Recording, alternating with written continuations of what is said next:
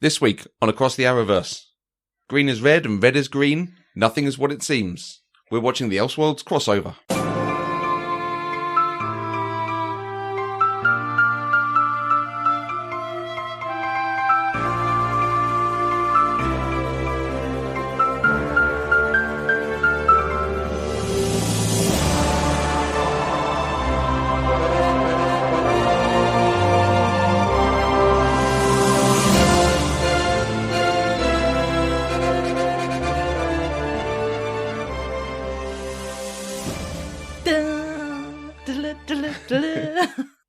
Hi everybody, welcome to Across the Arrowverse. I'm Matthew Vose. And I'm Catherine Vose. So this week we watched 3 episodes, one of Supergirl, one of Flash, and one of Arrow. It's the Elseworlds crossover. Catherine, give me your thoughts on the Elseworlds crossover. Where were those pesky legends? Hard pass. Hard pass, exactly. I really enjoyed it. Okay. If I'm honest, have been left with one or two question marks. Okay. As to what actually was happening, but I don't. but overall, I think it was fun. I really enjoyed watching the body swap stuff. Mm-hmm. I enjoyed the slight alter of reality. I'm intrigued, but I do not understand what the heck is going on with this monitor dude. Okay. But overall, a jolly good romp with some interesting new additions as well. Okay. How about you? I thoroughly enjoyed it. I am impressed. Last season, as a whole, there were lots of mini crossover news flashes and papers and just references to each other and so on. And then the crossover itself was 4 episodes telling a story.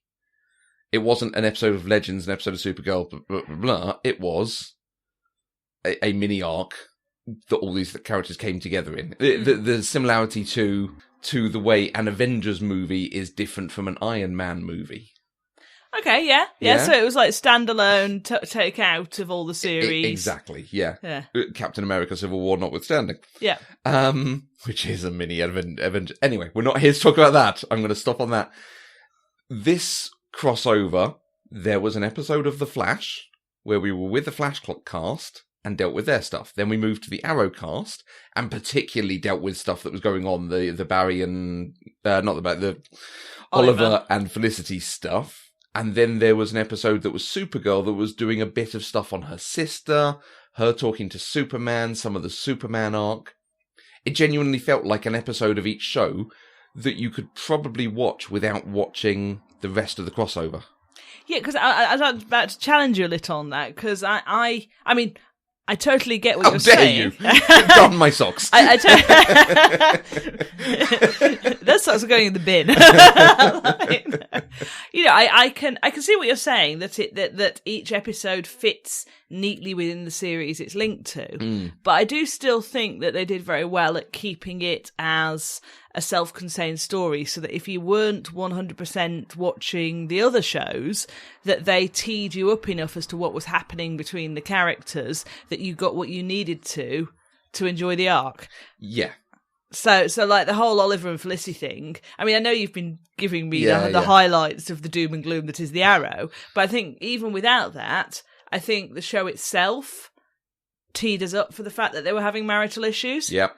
And so that was not a problem. Yeah, I think each episode is not self-contained. Yeah. But you don't have to have watched the outcome of them. I think most people probably will. It still feels like that. Yeah. But the first episode is dealing with the body swap stuff. The second episode is dealing with the Batwoman stuff. The third episode is dealing with the Superman stuff. Yeah. Each episode had its own story and was mostly supported by characters from the show it was doing. For instance, Jimmy Olsen being Cisco's enforcer. Yes. Doesn't need to be there, but if you're going to cast someone in the episode of the show you're doing. I wonder, I mean, I don't know, maybe you remember, but like, I've literally just read the synopsis of the crossover just to remind myself what actually happened. And I noticed that each episode was written by a different person. Right.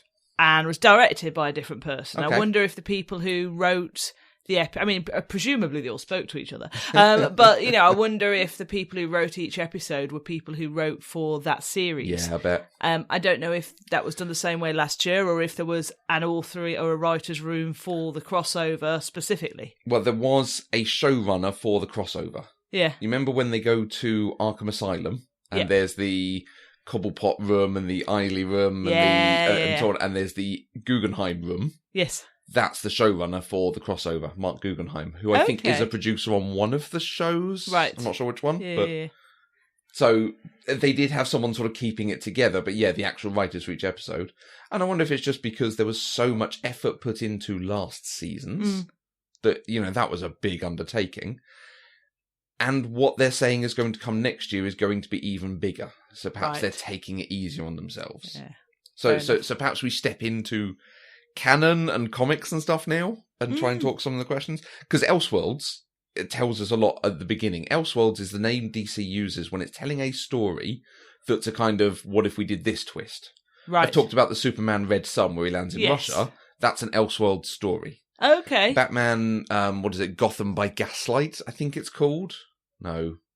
Gotham by... might be Gaslight. Anyway, which is a Batman Victorian era. Okay. Might even be Batman as a vampire. Oh, I'd like to read that. Something like that. But there are, when they do what if type stories, it's called Elseworlds. Right. So them waking up and having body swapped and the whole black suited Superman at the end thing, those are Elseworlds. Right. And at the very end, it said, next season, Crisis on Infinite Earths. Right. Okay? Yep. Yes, you remember? Yep. Okay. That's the DC story. The Flash has been talking about this crisis. That's the first proper use of the word crisis in this way. And so is this the crisis where the Flash disappears? And then we've been seeing the newspaper article about the crisis ever since the first season of Flash. It is in the comics, and it is in some of the stuff written... I've never paused and read the newspaper that they show in the Flash of Barry disappearing. Yeah. But I think the stuff they talk about there is this sort of thing, because it talks about red skies and doing it to stop the anti-monitor.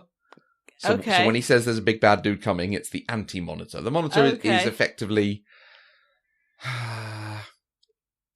Peter Quill's dad, if I give you an equivalent. A creature created at the beginning of the universe who is immensely powerful. But there is the monitor and the anti-monitor who have warred and tried to keep their own universes apart, their own multiverses apart. And the monitor knows that the anti-monitor is going to come and destroy the multiverse. The multiverse in general. His multiverse. Yes. So he is trying to get heroes who could combat the anti-monitor. Right. And in a very non-humane way. Yeah. Yeah, absolutely. And so in the Crisis on Infinite Earths, they do manage to prevail. Right. And this was... So DC... I'll give you a little bit of history here. DC Comics, the sales were beginning to fall, and there was a theory that it was the 50 years of canon that was stopping people from getting into it. The fact that DC has this multiverse, that it can tell different stories about, there was an older Superman, which is the original Superman, he's Earth 2. There's a younger Superman, he's our modern Superman, he's Earth 1, this kind of thing. So they created the Crisis as a big event. Anything can happen in this event, and at the end of it, we come out with one Earth. And everything, all the canon gets compressed into one, and it starts the continuity from there. Okay? I must say, as a casual acquaintance with the multiverse, that would help me organise things, because I got very confused. I think in the third of the episodes, the Supergirl one, one. Where Supergirl wasn't on Supergirl's Earth. No. So it's only just now, having read the synopsis, that I realised that Alex, one of the reasons that she was like, I don't even recognise you as Supergirl, is because she wasn't Supergirl's Alex. No. She was a different Earth's Alex. Absolutely. Whereas when I was watching it, my headcanon had been that Doody with the book had just changed it all. Yeah. Okay. Yeah, because Earth 1, the actual Arrow and Flash Earth, does not have Kryptonians, for whatever reason. They've never explored whether it's Kryptonian wasn't destroyed, the L family didn't send someone off, whatever that was. And to be honest with you, if they do Crisis and they condense it down to one Earth, that would be smart. Yes. That would help a lot, I think. I think there was a lot, even references where Kara says to Kate, Batwoman, she says, "Oh, yeah, my cousins worked with Batman. They're kind of frenemies."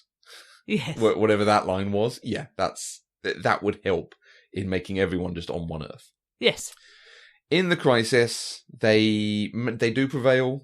Everything does get condensed down to one Earth. They are. I think it might even be they're effectively able to save their Earth. Right. So the one that we've been mostly following is the one that remains. Yeah. There are 2 significant casualties. There's a lot of casualties. A lot of people die. Yeah. The 2 most significant casualties are Barry Allen. Okay. Because he disintegrates into the Speed Force. Right. Lightning bolt that goes back and gives himself powers. Okay. He eventually comes out. And the other big casualty is Kara Danvers. Really? Yes. Supergirl dies. Which, they killed a character who had just had her own movie. Wow. But they still kill her because particularly at that time, the Kryptonian family was massive. Okay. Superman, Superboy, a different Superboy, Supergirl, Krypto the Wonder Dog, all this kind of thing. They killed the girl, though. They killed off Supergirl. And I think Superboy, because when they then recreate the multiverse, eventually it's Superboy Prime who is the thing behind doing it. And, okay. Convoluted comic stuff. So, Crisis on Infinite Earths is a very big thing, is going to be very difficult to do. From what I have seen, they're going to do it over more than 3 or 4 episodes. Okay. It's actually going to be the arc either side of the mid-season break. Right. Which, yes. Yeah. It's a big thing, and it could result in everything coming down. Okay. So I'm quite excited for next season's. Yeah. But let's get back to this season. Yeah, absolutely. The Monitor. The Monitor. Is there to test them, because this thing is coming. Right. So there is this bigger purpose for the Monitor. Yep. Yeah. I suppose what I didn't understand fully was the testing. But I guess it wasn't that he was testing the person that he's giving the book to. No. The person he's giving the book to was the bad guy, and he was looking to see what heroes existed on that world to take that bad guy down. Absolutely. And I guess Earth 90 with one aging Flash wasn't up to it. Well, we saw a few other heroes who had been taken down. What seemed to be an older Green Arrow, a Stargirl, I think Ray from, you remember that animated? The Ray, who was Wentworth Miller's boyfriend. Okay, yes, well, I remember the Wentworth Miller's boyfriend. Yeah, Did we watch the animation? We didn't. I'm not sure it's been on over here, okay, so we might try to find that at some point. But yep. So clearly they had heroes, but like you say, were aging. Yep. And he was trying to do his thing. Yep. Let's talk Earth 90. The cameo from John Wesley Shipp as Barry Allen from the 1990s series with the 1990s music. I love it. I'm so happy about it. The fact that he appeared when their whole someone's trying to break through and they help him break through, and it seems to be a reference to the Justice League movie, the bit when Barry comes through the Speed Force at Bruce Wayne. Yes. Remember that really random bit that has come to nothing because they're clearly dropping that universe pretty quick. Yeah. It seemed to be a reference to that, so I'm a little delighted on some of this stuff. I think for me, because I don't get the references half the time, I don't get that joy. But what I really appreciate is your joy in the references and the fact that they can balance nicely, still having a show that has a lot for people such as myself that don't just go, oh, that's tenuously linked to these 3 other things. Casuals. But that has enough in it for that I still really enjoy the show, but also has these links in it that if you do have a better knowledge of the wider world, wider multiverses elsewhere, that you can get that extra zing from it. Yeah. Okay, can I give you another one that was quite nice in that moment? When he comes through and he sees John Diggle and he says, "John, hey, you're not wearing your ring." Because one of the main Green Lanterns is John Stewart. Okay. Who wears a ring, and there was a massive thing a while back of people thinking John Diggle was going to become a Green Lantern at some point. Okay. And they might still, but it's just a hint of, okay, that's cool. Yeah. Nice. And it doesn't mean anything. You can ignore it exactly like you did. Yep. And I just was like, who wears rings in this multiverse? Yeah. The first thing I went to was the Flash, because obviously the Flash ring has been the thing this time. And then I was like, oh no, but rings are from another Yeah. species canon thing. Yep. Moving off the Earth 90 thing, I mean, does that imply there's an Earth 66 with Adam West Batman? And Earth 89 where there's Tim Burton's Batman? It kind of is what they're implying, isn't it? I think it does, but I think they'd be more likely to try and do something referential for an Earth 66 than maybe come into the characters from movies. I don't know why, but I feel they'd be more likely to do referential things to other TV series. Yeah, because there was, when they were in Wayne Tower, there was a William Shakespeare bust. Right. That Kara picks up, which is the thing that Adam West has a button inside to open the Batcave. Little things like that. But talking movies, when they go to Gotham, and we'll move into Batwoman and all that sort of thing, it's filmed in Chicago, which is where the Batman Begins trilogy is filmed. Yes, yes. And when the police come to get them, they are at the corner of Burton and Nolan, who are Tim Burton and Christopher Nolan. Oh, that they... Yeah? Do you think they sit in a room and go, what references can we put in? Or do you think the writers just do it? I think they get guys like me to come and sit with them and like just tell us facts and we'll find places to put them. Yeah, in, maybe. You know? Can I say, go on. I loved Ruby Rose as Batwoman. Yeah. I thought it was awesome. I really liked that. And I liked the slight Doctor Strange-esque defensiveness about my city. Get what you're doing done and then get the hell out of here because you're sure as hell not making anything any better. Yeah. Although it was a very, very miserable Gotham City. Which clearly the years of Batman haven't actually helped anything for the crime stats. Yeah, I mean, they did that reference. He's been gone for 3 years. Now it's an open market, which I think is then a thing of why she's stepping up. But it's like, okay, Gotham is really a bad place. Why is anyone still there? Yeah. Yeah. Although people lived in New York when New York was supposed to be a terrible place. So there is industry there, you know, there is business jobs there, commerce, and so... Who knows? But yeah, it was... Barry's line is very good about it, saying, we don't talk about Gotham because it's just such a bad place. Now, I was saying that about Star City, like, he's in the prison, and clearly the prison system is not working there. Gotham is even worse, it would seem. Yeah, but it doesn't sound like Star City's getting better. No, absolutely. Yeah, I really like Ruby Rose. I really like the whole Batwoman setup for it. I mean, I don't know whether they will make her a character that pops up again or give her her own series. I think she's got her own show. I think this was a backdoor pilot. Right. Effectively. Fair enough. Yeah. Oh, that works for me. I'd like to watch that, please. Yeah. And especially knowing that Arrow is going. Is Arrow going? Yeah, so Arrow's only got one more season, but it's going to be like 12 episodes or 8 episodes or something. You did tell me that, yes. Thanks. Memory skills. So I'm looking forward to that. I think this was a good introduction to the character. Yep. And is very clearly saying this is a world that is going to have the Batman canon. Yes. You know, we've had vague references to Harley Quinn. We've had oblique references to some of the other Bat characters from the Bat family. But this is the first, you know, we've got a Poison Ivy, we've got a Penguin, we've got a Riddler. Yeah, no, awesome. So looking forward to it. It could be good. Although they're in Arkham, you know, whether they'll come up with new things. Are they still in Arkham? Did they manage to get them all back in after that breakout? Seem to be. So the Arrow has sacrificed something. Yes. What's that all about? What did he promise to the Monitor? We don't know. So presumably it's him, right? Presumably the point is, and his whole thing of you make me try to be better is him having sacrificed himself. So next season, Arrow's presumably in the crossover. Potentially. Yeah. I mean, I've not seen the end of Arrow this season, so maybe they'll kill off the Arrow in season 7. But there are only 12 episodes of Arrow. Yeah. Does Arrow die in the crossover, do you think, next season? That's what I'm wondering. Is that a prediction? Is the Monitor going to collect on a debt? And so the thing that the Monitor said was 2 heroes' lives, what can you give me for it? Something on those lines. Yeah. Yeah, because it was going to be Supergirl and The Flash. Yes, they were for some reason burning up because they were going so fast around the world.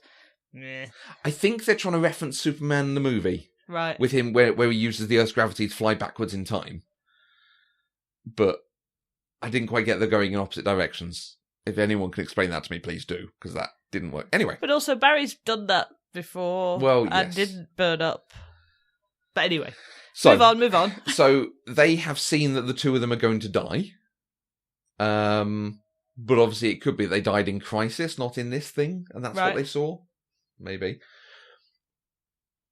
Barry presumably has to offer up the lives of two heroes. To save... Oliver does. Yeah, sorry. Yeah. Sorry, yeah. Oliver has to offer up the lives of two heroes. Yep. You just made a comment back there about they killed the girl when they were trimming down the Kryptonian family. Yep. Could they do it the other way next time? What, kill Arrow? No, kill Superman. No, but Superman's zoomed off to Argon to raise his baby boy. He absolutely has. It would almost be a sort of justice thing. Maybe. This time we kill Superman. They're not going to make a Superman series with Tyler Hoechlin. No. Which is a shame because he is actually very good at the part. I quite like him, but the world doesn't need another Superman series. No, not and when it has Supergirl. I think they're quite sensibly focusing on making series about slightly lesser known superheroes. Yep. You know, I think focusing on having a Batwoman series rather than trying to have another Batman series, Absolutely. I think that allows them a lot more flexibility to do interesting things. Yeah. So that would be a very good way to shut that door and stop it being a conversation. You know, the world doesn't need a Superman series when it has a Supergirl series. In the same way, that world doesn't need a Superman when it has a Supergirl. So I don't disagree with you. I just feel that if they're looking to deliver something that has a significant emotional punch, they have to kill someone that we care about more. Yep. Whereas which is Oliver. Which is Oliver. Yeah. There are limits to my caring for Oliver, but you know, like I think killing Superman would be that's interesting, but it doesn't give you the sucker punch that killing one of their main leads. But if we're saying it has to be two, Superman and Oliver kind of works for me. Although we'll see. Yeah. We'll see. I don't know. It's a long way off, isn't and they have left it very nicely open. I quite like the way they leave it. So we've talked the different worlds crossing over. We've talked a bit of Earth 90. Let's talk one of the other things in the Supergirl episode that I particularly enjoyed. They go to Smallville. They go to the Kent farm. Yes. Where they have the actual farm they used in the Smallville series. I thought it looked familiar. They have the truck styled like the truck from the Smallville series. They open it with a shot from the Smallville series and the Smallville theme tune. Nice. Great. In the same way using the Flash 90 series, which does make me wonder, are we going to see a multiverse that is from Smallville? Because we have had a few characters pop up, or a few actors pop up who play characters in Smallville, so I could see them perhaps bringing in, what was his name, Tom Welling?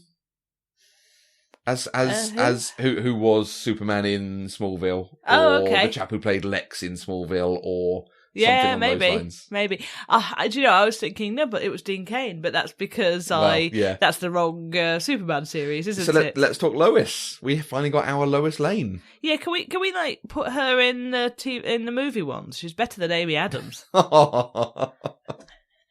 I think Amy Adams was quite good in Justice League. I will say that again. I think they possibly started to bring her back. But this Lois, she was very Terry Hatcher, gung-ho, very strong. Great. That's the sort of Lois Lane I can get behind. Yeah. And that is the characterization I think that works best for Lois. Yes. Yeah. So let's talk the body swap. Yes. This is the big one. I think the thing that the episode was framed around, I thought they got the humour of it bang on. Yes, it was fun. Having just watched Yentl, which is not a body swap, but has some of the sort of same tropes and humour of people acting in ways other than they are used to. I think the humour worked. They did some very good jokes. I liked that Oliver's instant thing when he wakes up as the Flash is, Barry, what have you done now? Yes. This is the sort of thing that happens in the Flash's world. Yeah. I especially liked the fact that they were starting to take on each other's personality traits. And I think a little bit, some of that might have lingered. I feel that this could be a catalyst or a turning point for Oliver in Arrow to be slightly less failed the city. We found the city. Yeah. All the time. I completely agree. I think the drama of it, the personality of it, I think they got absolutely bang on. I think making it that you can only use my powers, my skills, when you channel it in the way I do, was a very good way to go. Yeah. Didn't quite get them shouting at each other. That, we could live without at this point. But Oliver, you're absolutely right, had an arc over these episodes of sort of learning to act in a slightly different way. And engage with Felicity in a slightly different way. Be less about the grumps and the secrets and the lies. Yeah. So I'm hopeful it's going to continue into Arrow. I'm not sure it will. Good luck, honey. Yeah. But I enjoyed that. Yeah. Yeah. Do you know what I really enjoyed? Go on. I really enjoyed Barry Allen being like, hey, I can exercise like Oliver Queen and jumping up and down on those bar things. What is it called? Lobster something or? Oh, I have no idea, but it just looks like a torture rack to me. It really does, doesn't it? Okay, so what are my notes? Separate episodes, Batwoman. It was 3 years ago that Bruce Wayne disappeared. And I just wonder if they're tying that into any of the Ra's al Ghul stuff. I don't think they are. Don't know. But yeah, it would make sense to have Ra's be interested in Batman. Yep. Because he traditionally is. Yep. In the body swap element of it, I particularly enjoyed. So like I say, the Batwoman aspect of it was littered with references. Yeah. Bane's mask and a boomerang, which we've had Captain Boomerang as a Flash villain. So that was the very first crossover was them hunting him. Okay, pause. Just to reset my mind. Go on. The Gotham City that we went to was on Barry and Oliver's world, not Kara's. Yes. Okay, good, yes. Yes, we've had a boomerang. We have had a boomerang. We met Nora Fries, played by Stephen Amell's wife. Yeah. Maybe she'll be a thing. And we've had reference to Victor Fries. Well, he didn't appear in the crossover, did he? He's just zoomed off being frozen-y somewhere. But he has been referenced by Caitlin Snow's dad. Yep. We had the Scarecrow gas. Yes. Which always leads to that neurotoxin, which always leads to something interesting in the films, in the games, in the comics. It's perhaps overused, but always used well. Usually to make us revisit the death of the Wayne parents. Yeah. John Barrowman came back. Yay! And fought Barry. Yeah. And Tom Cavanagh rocks up as Eobard Thawne and fought Oliver. I saw a reference online of someone saying it would have been really nice to have seen Tom Cavanagh doing a John Barrowman impression and John Barrowman doing it. I think that's possibly a little too far. It was nice as it was. I don't think there's enough space for that sort of characterization in a fight. Yeah. I think they'd have had to give them some more just dialogue to actually make that land. Yeah. Agreed. It would have been, the costuming would have helped, but that's a lot to do when what we're particularly delighted about is a John Barrowman cameo. Absolutely. And he then got another cameo later in the episode where he's one of the police that comes to pick up Barry and Oliver when they're the Trigger twins. Oh, really? It's John Barrowman. Yeah. It is Deathstroke's son. You remember they start the episode fighting Deathstroke's son? Yes. He's one of the police at the end. And it's Diaz. Yes, I saw that. I did notice that. Excellent. Which again, if you've got these actors on hand, you might as well use them. Yeah. But that was very nice as well. The other crossover cameo we got, which was very nice, was Gary from Legends. Yes, yeah. So a little bit of the Legends. So they had a touch in there, which was very good. Yeah. I've got whole sorts of notes about just bits of writing that they did well, and bits of jokes that they did well, that this was a very mature take on the crossover. Yeah. This was ticking a lot of boxes in, my love for the canon, setting up the crisis, doing character stuff, answering questions and jokes that we've made. You can remember that you particularly enjoyed, or am I just running through a list and we're going, oh yes, that was good? So I don't remember specific lines the way that you do, and I haven't written any down. So this is a little bit of an unfair competition. Okay. It's not a competition. It's always a competition. Things I particularly enjoyed. I particularly enjoyed Cisco as a criminal using his powers for crime. For crime. I thought actually that's because it could go that way. Yeah. Which was fun. So that was one of the things I enjoyed. Yeah, very Scarface, which was good. Yeah. Yes. Yeah. Barry and Oliver obviously get locked up in the pipeline. and they show us there's a toilet in there. I like that a lot. Great. Because that's the sort of thing we've spoken about a lot. It is... Everyone said this, yeah. It is like, well, how do they eat? How do they eat? And it is basically an inhumane prison. Yeah. I mean, I think it's something they struggle with a lot of these series. It's like... When you get into the detail of it. Yeah, Yeah. well, what do you actually do with these people? We've moved away from just killing them all, but equally locking them up in prisons like that with no rehabilitation or, Yeah. you know.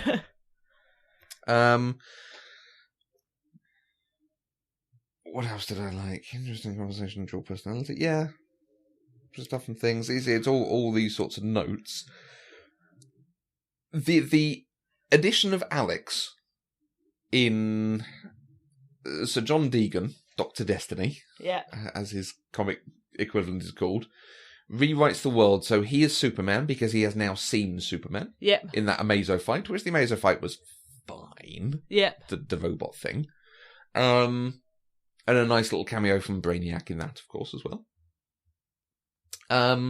He sees Superman, so he creates himself as Superman, sets Star Labs as his base, of operations, and has lots of people we know working for him, boosting his ego. Yes. That's quite a good setup for a villain. Yeah. And a villain who doesn't quite get what wanting to be good is like. I really enjoyed the way that the first time they put people in danger, and it's almost like he went to rescue the people that were in danger, not because that's what he would innately do, but because that's what he knew a superhero would do, and he was still trying to pretend that he was a superhero. Yeah. And then after that, he just lost any thought of that and just went with his instincts. Absolutely, the villainy. And I quite liked that first one where you could almost see the whole, oh, sugar, I'm characterising myself as a superhero. I have to rescue the innocents, whilst that not being what he wanted to do. Yeah. I liked that. And it absolutely fit with the characterisation of Oliver that he would figure out a way of getting out of this situation, is what we see villains doing. Yes. Leaning on the heroism to force them to go and save people so they can escape. Yeah. And it worked really nicely for me. I didn't really get that version of what Dr. Destiny did to the world. I understood Dr. Destiny's motivations. Okay. I do not understand Dr. Destiny's motivations for body swapping Barry and Oliver. There's a line he said about becoming the Flash is harder than I thought. This now makes sense when he sees Oliver as the Flash. So I think he tried to make himself the Flash because that's the apex superhero on that world. Right. But then because he saw Superman, he then had another go and was able to make himself Superman. Or a version of Superman. So it was a mistake. It wasn't a deliberate action. Yeah. Okay. That's the way I take that. Yeah, that would make sense. So one of the people working for him is Alex Danvers. Yep. And you obviously have lots of stuff with her and Kara. Yep. I enjoyed that she was still gay. Yes. That they've not made your sexual preference something that varies potentially. Oh, no, but they have made it something that varies from world to world. Because Wentworth Miller... No, they never answered whether he was gay or not on Earth 1, did they? No. So, maybe. Yeah. Because that's the thing some shows do, and they do it not as well. I liked this, and I liked it as a way of Kara showing she knew Alex. Yes. Yeah. Yeah. I did. I enjoyed really it. Solid. And it was very interesting seeing an Alex where life had not quite allowed her to shine in the way that she shines in Supergirl's world. Yeah. So, yeah. But she still then did the right thing and was a good person. Yes. So that was good. Yeah. So I think possibly my last bit of detail to dig into, other than, great, there's a reference to World's Finest, there's, lots of really interesting references and side things, and Lois Lane is pregnant, which it goes back to a whole thing of she can only get pregnant on a different world where there's no yellow sun. Okay. Larry Niven, science fiction author, once wrote an article, an essay. It's not got the nicest title, but basically, could you imagine having sex with a Kryptonian as a human when they're superpowered? She would be shattered, chances are. But when he doesn't have his superpowers, she could then conceive and have a baby. Yeah. That would make sense. The thing I want to mention to you is time writing. Okay. Because the font in the book seemed to be the same font or same writing that we've seen Nora West Allen doing. Yes, I agree. So they didn't have to do that, did they? No, so I suspect there are things that happened in the crossover that will be picked up and run with, and probably different things across all three series. Yeah. So perhaps one of those is the time writing for the Flash.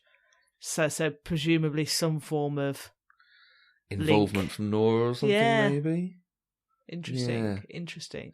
So, I mean, even just saying that there, it could just be them showing that it's a font that can't be rewritten. They are now establishing that as part of their world. So it might not be anything. Maybe it said this house is bitching. Well, absolutely. And it probably did. Yeah. So that'll be interesting. Yeah. You have reminded me, and we'll probably pick this up more in The Flash, but I was doing some reading on Nora West Allen because I think she's much more of a new character with elements of the previous comic writing of The Flash and Iris's daughter.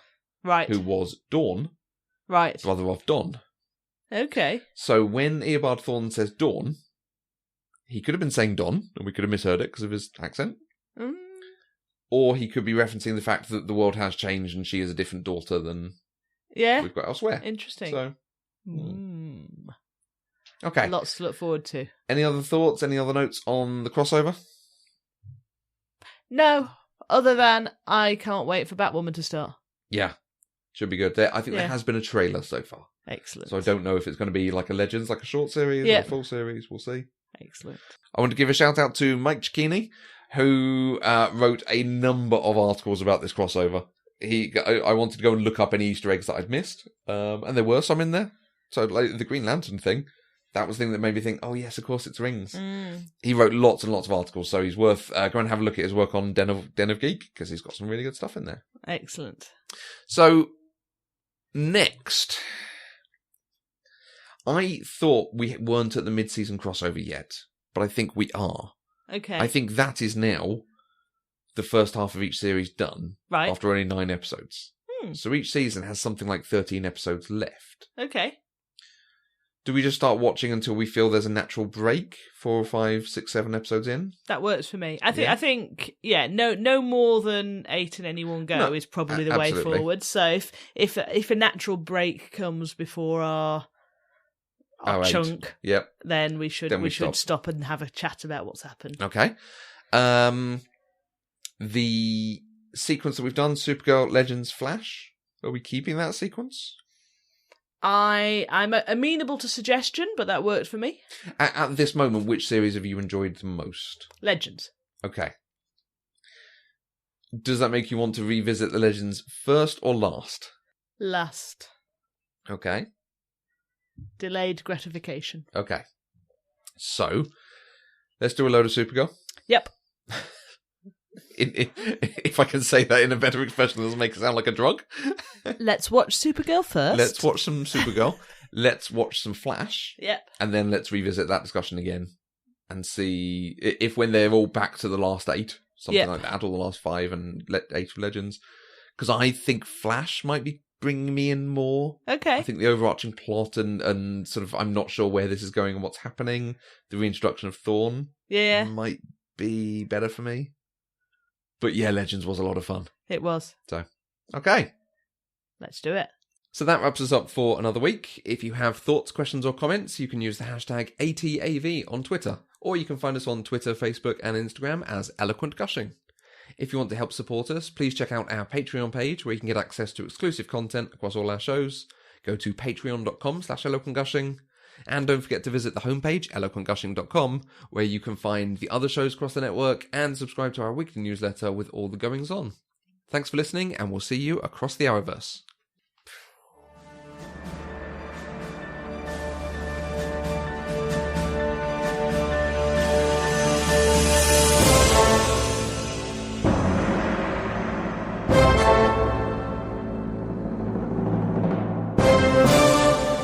Across the Arrowverse is an Eloquent Gushing production. For more shows you'll love, please visit eloquentgushing.com.